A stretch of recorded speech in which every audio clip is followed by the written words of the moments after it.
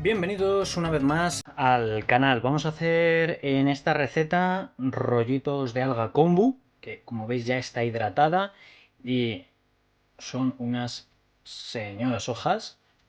Lo vamos a rellenar de filetes de caballa con col y lombarda. La col y la lombarda la vamos a rehogar un poquillo para que se reblandezca, pero vais a ver que va a quedar súper chulo. Y de salsa de acompañamiento lo vamos a hacer con mayonesa a la que la vamos a colorear. Vamos a añadir cúrcuma y pimienta negra para darle un toquecillo un poquito más picante, y además las propiedades de la cúrcuma vienen muy bien a nivel de antioxidantes, etcétera.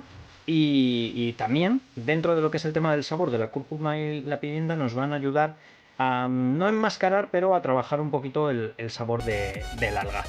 Ya sabéis que, bueno, aparte de todo lo que veis, vamos a utilizar aceite de oliva virgen extra, podéis utilizar otro aceite si lo preferís, lino, girasol, etcétera, no hay ningún tipo de problema, y sal del Himalaya. Preferiblemente sal del Himalaya o sal marina, por su mayor aporte de minerales respecto a lo que es la sal refinada o la sal yodada. Pero igual, si tenéis alguna fuente muy rica de minerales, pues también lo vais a poder utilizar sin ningún tipo de problema. Eso os lo dejo a vuestro parecer. Cámara rápida y empezamos.